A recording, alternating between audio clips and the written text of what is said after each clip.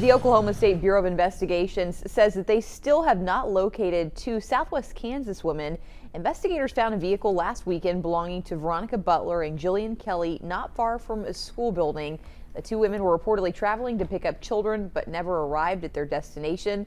Investigators say the evidence in the car does suggest foul play but have not shared additional details on the case.